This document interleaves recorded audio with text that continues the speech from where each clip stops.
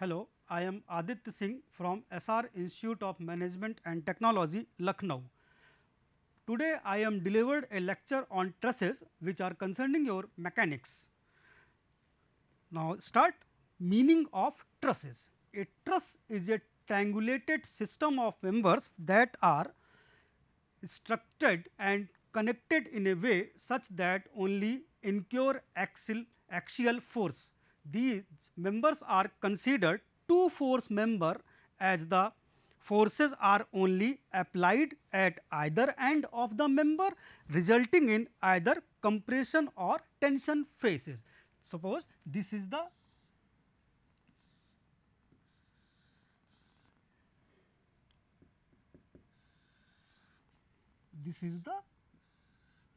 a system which are connected many rods. These are known as the truss. This is the there are two supports as well as roller and another is hinge support.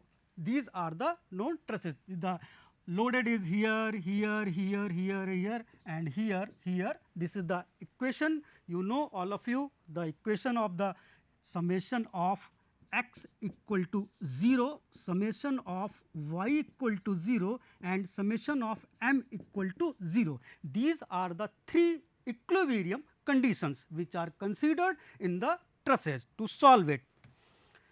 And now the most important part, where uses of trusses. Trusses are used in a broad range of buildings, mainly where there is a requirement for very long spans, such as in airport terminals, aircraft hangars, sports stadium roofs and auditorium.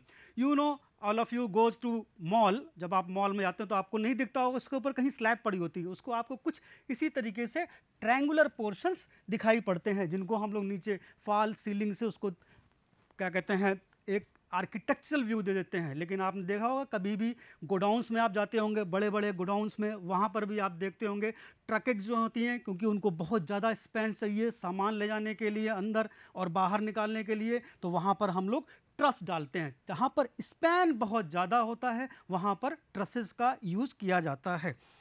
This the आप देखिए, this is the warehouses truss, आपको देखिए ये इसका span है, ये इसके rods हैं, टाई रॉड्स सब लगे हुए हैं यहाँ पर। इस तरीके से पूरा का पूरा ट्रस का जो है वो यूज़ किया जाता है। ये एक सिंपल सा व्यू है आपके समझने के लिए कि ट्रसेस एक्चुअली में होती क्या है। कभी कभी आपने रेलवे स्टेशन पे गए होंगे तो वहाँ पर भी देखा होगा, ऐसे छत पे ऐसे देखते होंगे जहाँ पर, वहाँ पर भी आपको देखा होगा कुछ बार्स के इंक्लाइन स्ट्रक्चर्स बने होते हैं, उनके ऊपर पर्लिन्स लगी होती है, जिनको आम भाषा हम लोग टीन कहते हैं या एस्बेस्टस की लगी होती है, वो कुछ इसी तरीके से की होती हैं। ध्यान दीजिएगा, इसको बहुत ही प्रैक्टिकल अप्रोच है।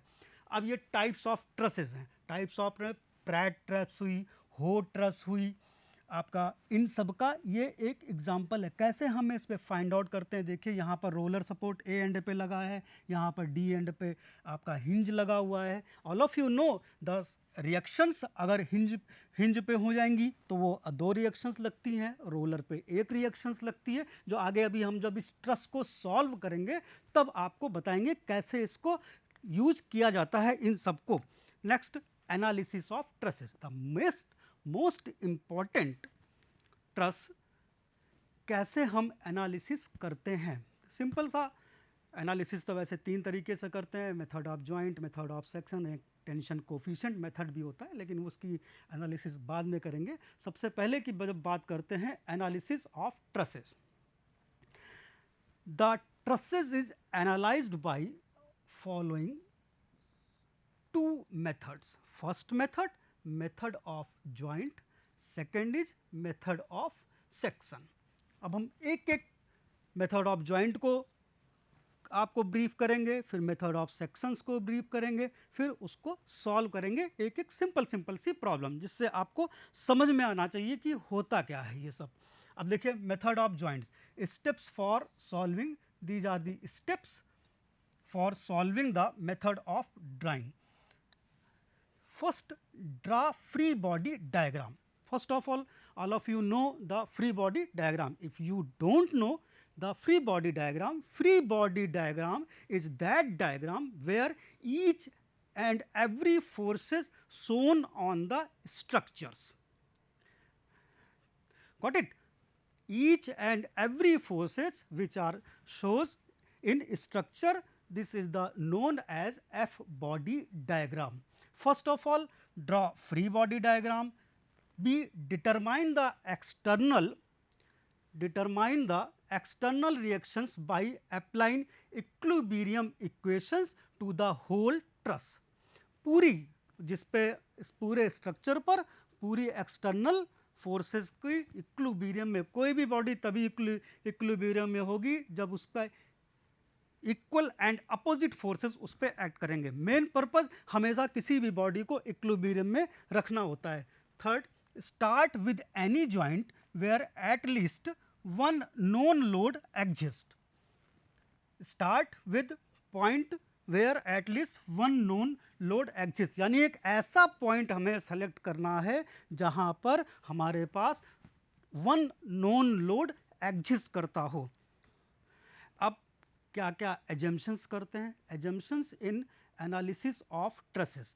The assumptions are necessary to determine the force developed in each member when the truss is subjected to a given loading.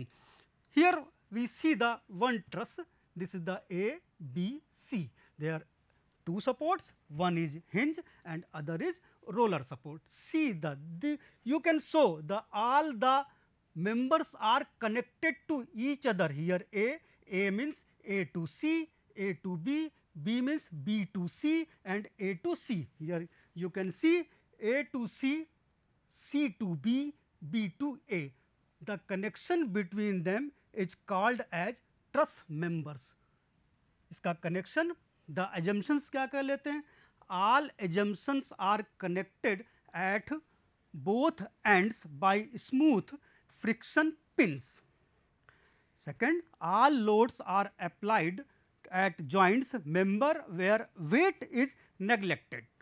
Because of these two assumptions, each truss act an axial force member and the force acting at the ends of the member must be directed along of the axis. In any trusses there are two members are applied. First, forces tends to compression and second is tensile forces. First, you can see if the force tends to elongate the member, it is tensile force like this. This is the joint पे खींच दिया, this is the known as the tension. The force inside the member and outside should be opposite. You can see here, this is the tension and another is compression, यानी each and equal forces. This is the joint, this is the pin joint. Second, if the force tends to shorten the member, it is compression force C. यानी किसी भी जगह पे इसको अंदर की ओर दबाया जाए तो वहां पर वो होता है compressive force. You can see this is the, देखिए ये C इधर जा रहा है, C इधर जा रहा है, यानी equal and opposite forces C and T. Now we take a numerical example. Suppose this is a truss. This is the truss. Here, this is the D point. एक वर्टिकल डाउनवर्ड डायरेक्शन में load है और एक horizontal बाहर की ओर जाता हुआ एक फोर्स है. अब इसको हमें फाइंड आउट करना है. सबसे पहले हम फ्री बॉडी डायग्राम ड्रॉ करते हैं. देखिए ये free body diagram determine the, सबसे फर्स्ट ऑफ ऑल क्या करते हैं, जो इस पे रिएक्शंस लग रही हैं, यहाँ पर शो नहीं हो रहा बट यहाँ पर इसके सपोर्ट पे एक रोलर है और एक हिंज सपोर्ट है. अगर हम इसी को इस तरीके से ड्रॉ करें like this, here this is the 28 kilo newton, this is the 42 kilo newton, this is this is the 20 metre. 20 metre means यहाँ से यहाँ तक का डिस्टेंस, और उसके बाद इट लाइक दिस, यहाँ से यहाँ तक जो ए बी का जो है, दिस इज द बी, और यहाँ पर आपका ये 15 metre. A B C and D. अब इसका हमें सबसे पहले क्या करना पड़ेगा, इसका हमें सबसे पहले फ्री बॉडी डायग्राम को ड्रॉ करना पड़ेगा, और ड्रॉ करके हमें क्या करना पड़ेगा, अब सपोज हमें पहले इसकी रिएक्शंस फाइंड आउट करनी पड़ेंगी। तो रिएक्शन फाइंड आउट करने के लिए देखिए, अगर यहाँ पर ये फोर्स का मतलब होता है यहाँ पर एक कोई ना कोई इस सपोर्ट ए पर हिंज होगा और यहाँ पर आपका कोई एक रोलर होगा। तो हमें सबसे पहले सपोर्ट की रिएक्शंस को फाइंड आउट करना पड़ता है। You know, all of you know, we have the 3 movement equilibrium equation. Summation of X means horizontal force जिस डायरेक्शन में है उसके सम का 0 होगा, और जो वर्टिकल डायरेक्शन है यानी Y axis, this is the known as the summation v, and तीसरी जो इक्वेशन हमारी होती है summation of m equal to 0। This is the movement. There are 3 equilibrium equations, all of you know. सबसे पहले हमें इसकी रिएक्शंस निकालनी पड़ेंगी। रिएक्शंस का मतलब इसका हमें फ्री बॉडी डायग्राम ड्रॉ करना पड़ेगा, यानी RC यहाँ पर एक रिएक्शन होगी, RA पे होगी, और एक हॉरिजॉन्टल इस जगह। जनरली इक्वल एंड अपोजिट होने चाहिए। तो फर्स्ट ऑफ ऑल हम क्या करते हैं कि यहाँ पर जिस डायरेक्शन में फोर्स जा रहा है उसके हमेशा अपोजिट इस डायरेक्शन में उसको शो करते हैं, क्योंकि each and equal forces is बराबर होने चाहिए। तो बराबर तभी तो होगा जब यहाँ पर इस जगह ये इधर है तो ये इधर है। अब इसका फ्री बॉडी डायग्राम, इसी डायग्राम को फ्री बॉडी डायग्राम करते हैं, जहाँ पर अगर यहाँ पर कोई हॉरिजॉन्टल या सॉरी रिएक्शंस होंगी। रिएक्शंस का मतलब यहाँ पर आपका हिंज सपोर्ट होगा और यहाँ पर रोलर सपोर्ट होगा। हिंज और रोलर सपोर्ट, जब हिंज सपोर्ट होता है तो वहाँ पर 2 रिएक्शंस लगती है, एक हॉरिजॉन्टल लगती है और एक वर्टिकल लगती है। तो इस जगह अब हमें RA और RC को पहले फाइंड आउट करना पड़ेगा। उसके लिए क्या करना पड़ेगा, समेशन ऑफ वर्टिकल फोर्सेस कर लेते हैं इक्वल टू 0। हमने ये माना है कि जो अपवर्ड डायरेक्शन है वो सब हमारा पॉजिटिव है। ये हम पे डिपेंड करता है या आप पे डिपेंड करता है, आप क्या उसको कंसीडर करते हैं। हमने यहाँ पे लिया, देखिए दिस इज द RA हो गया और ये हो गया RC। तो RA इक्वल टू क्या हुआ, RA इक्वल टू देखिए ये अपवर्ड डायरेक्शन में, और एक ही तो 42 किलो न्यूटन का ही तो वेट नीचे आ रहा है। तो RA इक्वल टू कितना हो गया, यहाँ पर 42 किलो न्यूटन। अब इसी तरीके से हमें फाइंड आउट करना है। इस तरीके से सारे हम फोर्सेस को फाइंड आउट करते हुए चले जाएंगे। तो RA इक्वल टू यहाँ पर सबसे पहले अब इस जगह, तो यहाँ पर RA एक वर्टिकल डायरेक्शन में गए तो RA plus RC equal to downward direction में कितना हमारे पास, this is the 42। Downward direction में देखिए RA plus RC equal to 42, एक इक्वेशन बन गई। सेकेंड इक्वेशन क्या होगी, अगर इसको हमने RA किया है तो इसको RAH कर लेते हैं इस डायरेक्शन में। क्या हो जाएगा RAH, यानी अब किस डायरेक्शन में जा रहे हैं, अब हम हॉरिजॉन्टल डायरेक्शन में, यानी इस डायरेक्शन में। हमने ये माना है कि इधर से जब फोर्स इस तरफ मूव कर रहा है तो ये हमारा पॉजिटिव साइन हो गया। तो RAH ये हो गया, और ये किधर जा रहा है, इसके विपरीत दिशा में यानी अपोजिट डायरेक्शन में। तो RAH equal to 28 kilo newton. देखिए हो गया पॉजिटिव, सिंपल सा। पॉजिटिव हुआ कि नहीं हुआ। अब 2 इक्वेशन यूज कर ली, लेकिन यहाँ पर 3 अननोन हमारे पास हैं। तो अब क्या करेंगे, जिस फोर्स के अबाउट, जहाँ पर बहुत सारे फोर्सेस एक्ट करते हैं, हमें उसी के अबाउट मूवमेंट ले लेते हैं। मूवमेंट का मतलब फोर्स इनटू परपेंडिकुलर डिस्टेंस, यानी यहाँ पे रखा अपना अंगूठा और इसके अबाउट मूवमेंट ले लिया। तो यहाँ पर मूवमेंट लेने से क्या मिलेगा हमें, यहाँ पर मूवमेंट लेने से यहाँ पर के सारे फोर्सेस वो हो जाएंगे 0। उसके बाद हम इसको कैलकुलेट कर लेंगे। अब ये हम पे डिपेंड है, आप पे डिपेंड है कि आप जो है मूवमेंट क्लॉकवाइज डायरेक्शन में पॉजिटिव रखते हैं कि एंटी क्लॉकवाइज, वो हम पर और आप पर है। तो जब निकालेंगे इसको सॉल्व करके पूरा, यानी ये इक्वेशन आ गई। अगर हमारे पास RA आ जाए या RC आ जाए तो क्या निकल जाएगा कि नहीं निकल जाएगा, दोनों में से कोई एक। अगर हमारे पास सिर्फ RA आ जाए तो हम RC निकाल लेंगे, या RC आ जाए तो RA निकाल लेंगे। सिंपल। जब इसको सॉल्व करेंगे मूवमेंट लेके, जो RA इक्वल टू आएगा, RA इक्वल टू वो आएगा 34 किलो न्यूटन। 34 kilo Newton. अब क्या करेंगे, अब हमारे पास जॉइंट कंसीडर करेंगे। तो कौन सा कंसीडर करें, देखिए अगर इसका FBT देखें, इस जगह का FBT, तो यहाँ पर हमें सारे फोर्सेस मालूम हो गए। देखिए RA भी मालूम हो गया और RH भी मालूम हो गया। अब कौन सा फाइंड आउट करना है? ये वाला करना है कि नहीं करना? ये वाला मेंबर यस वाले को फाइंड करना है। यहाँ पे हमने सारी रिएक्शन निकाल ली, अब इस मेंबर को फाइंड आउट करना है। तो करते क्या है, एक मेंबर इकट्ठा करते हैं, इकट्ठा इन द सेंस एक मेंबर को कंसीडर करते हैं और वहाँ का उस मेंबर के अबाउट सारा हम FBD डायग्राम को ड्रॉ करते हैं। देखिए सपोज हमने कंसीडर किया जॉइंट ए, यानी इस जॉइंट को कंसीडर किया, तो पहले यहाँ पे बनाएंगे, ये हमारा हो गया ए जॉइंट। ए जॉइंट पे अब जो फोर्सेस हमने फाइंड आउट करेंगे न्यूमेरिकल वैल्यू, उनको यहाँ पर ट्रांसफ़र कर देते हैं। पहला कौन सा हमने निकाला? हमने निकाला 34। देखिए RA इस डायरेक्शन में है, ये हो गया RA इक्वल टू 34। अब इस A से दूसरा कौन सा गया है member? This is the AD। दूसरा कौन सा आया है? AB, यानी RA निकाल लिया। अब हमको फाइंड आउट क्या करना है? इस ट्रस का ये मेंबर, जिसको हम डिनोट कर सकते हैं AD, और इसको क्या कर सकते हैं? इसको कर सकते हैं AB, यानी FAB जो force in member AB and FAD force in member AD। अब करना क्या होगा? अब करना ये होगा कि हमें यहाँ पर एक फोर्स मालूम है। अब देखिए ये इंक्लाइंड है इंक्लाइंड की नहीं? अब इसके लिए हमें क्या फाइंड आउट करना पड़ेगा? इसके लिए फाइंड आउट करना पड़ेगा इसका फोर्स का रिसोल्यूशन। रिजोल्यूशन क्या होता है? कोई भी फोर्स जिस एंगल के साथ जाता है, तो यहाँ पर इसको सिंपल सा फंडा, इसको इस तरीके से डिवाइड कर दीजिए।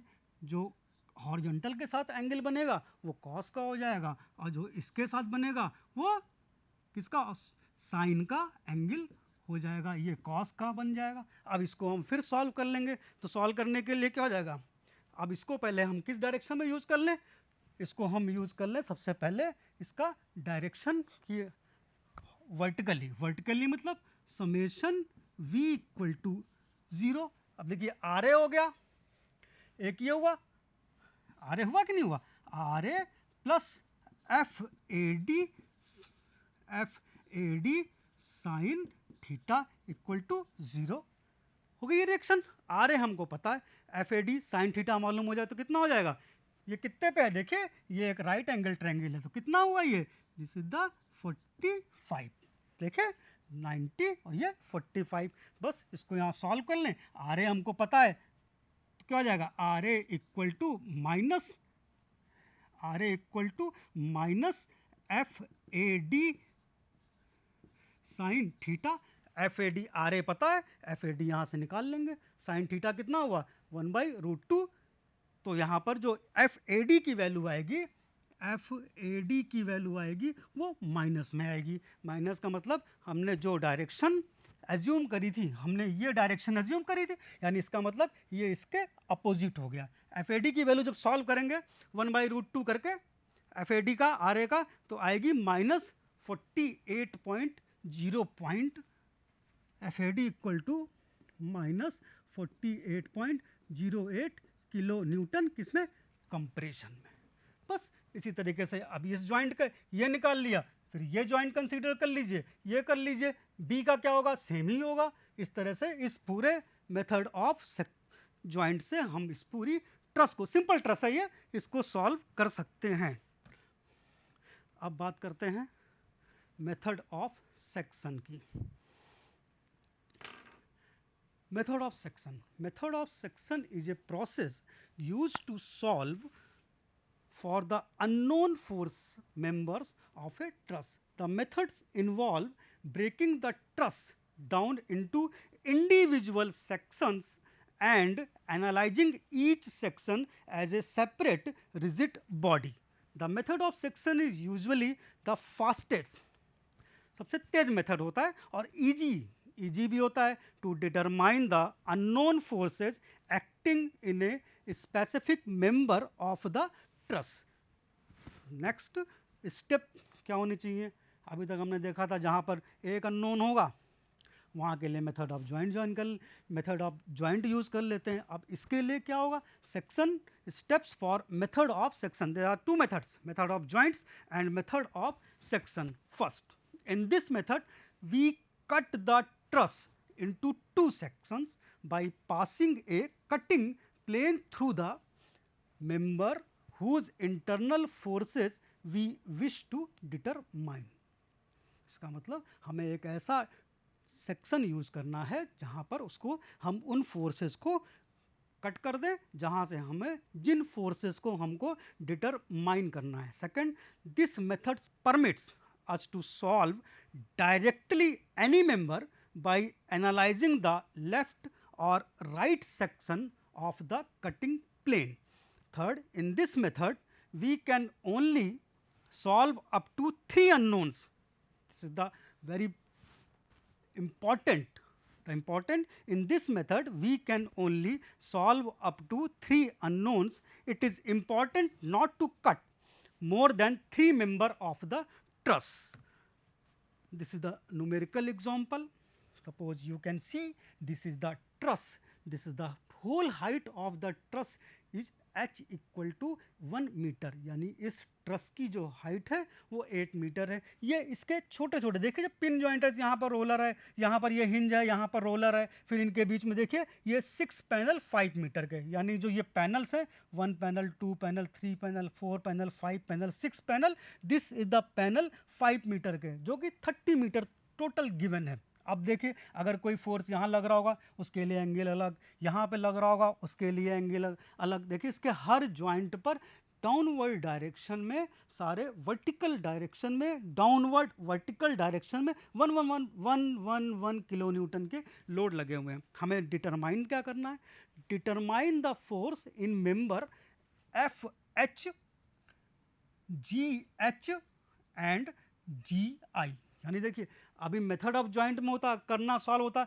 यहाँ से शुरू करते यहाँ आते यहाँ आते यहाँ आते, तो टाइम कंज्यूमिंग होता, टाइम कंज्यूमिंग हो जाता। टेक द इंटायर्स, इसका ये entire free body diagram, apply the conditions for static equilibrium to solve the reactions at A and L, these are the supports, pass a section through member, pass a section through members F H, यानी एक ऐसा section हमको काटना है जो यहाँ से pass हो, F H G H and G I, क्योंकि यही तीनों हमको फाइंड आउट करने हैं। Apply the conditions of equilibrium, solution, take the entire truss as a free body, apply the condition for static equilibrium to conditions। अब इस पे सबसे पहले हमें मूवमेंट निकालना है। मूवमेंट निकालेंगे तो यहाँ पर L, जो L आपका सपोर्ट है, यहाँ पे हमें रिएक्शन फाइंड आउट हो जाएगी। एज यूजुअल जितना एंगल होगा उसके according, all of you no movement कैसे निकाला जाता है। फिर समेशन ऑफ वर्टिकल फोर्सेस लेंगे, उसको सॉल्व करेंगे तो ए की रिएक्शन निकाल लेंगे, यानी 2 की रिएक्शंस हमारे पास आ गई। अब आगे बढ़ेंगे, pass a section through member F H G H and G I, cut the portion. देखिए ये एन एन है, इस पार्ट को रिमूव कर दिया हमने पूरे के पूरे। Apply the conditions for equilibrium, देखिए यहाँ पर जो कट किया उसके बाद देखिए इस जगह से ये एफ एच जा रहा है, ये जा रहा है एच जी जा रहा है या जी एच, जो भी आप कहें, और ये एफ जी आई। अब इस पे इक्विलिब्रियम की तीनों कंडीशंस को अप्लाई कर देंगे। जब अप्लाई करेंगे, सॉल्व करेंगे तो एफ जी आई की वैल्यू हमें मालूम होगी। जैसे ही ये वैल्यू मालूम हो जाएगी, नेक्स्ट फिर आगे बढ़ेंगे, वहाँ से कट करेंगे, इसी को ट्रांसफ़र करते हुए 10 alpha equal to F G upon G L, 8 metre by 15 metre, जहाँ से आता है आपका h इक्वल टू 8 मीटर पहले दिया था, अल्फा की वैल्यू निकाल लेंगे। जो ये वैल्यू निकलेगी उससे इसको एफ एच निकाल लेंगे, यानी ये वैल्यू निकाल लेंगे। उसके बाद फिर नेक्स्ट के लिए आएंगे, एफ जी एच निकालना है, उसके लिए भी सेम प्रोसीजर, 10 बीटा निकालेंगे, बीटा की वैल्यू निकालेंगे, एल के अबाउट मूवमेंट लेंगे। मेथड ऑफ सेक्शन में आप तीनों इक्विलिब्रियम की कंडीशंस को अप्लाई करके ही निकाल पाएंगे। देखिए हमने समेशन ऑफ वर्टिकल फोर्सेस भी निकाला, समेशन ऑफ हॉरिजॉन्टल फोर्सेस भी निकाला, as well as summation of movement भी हमने निकाला। Thank you.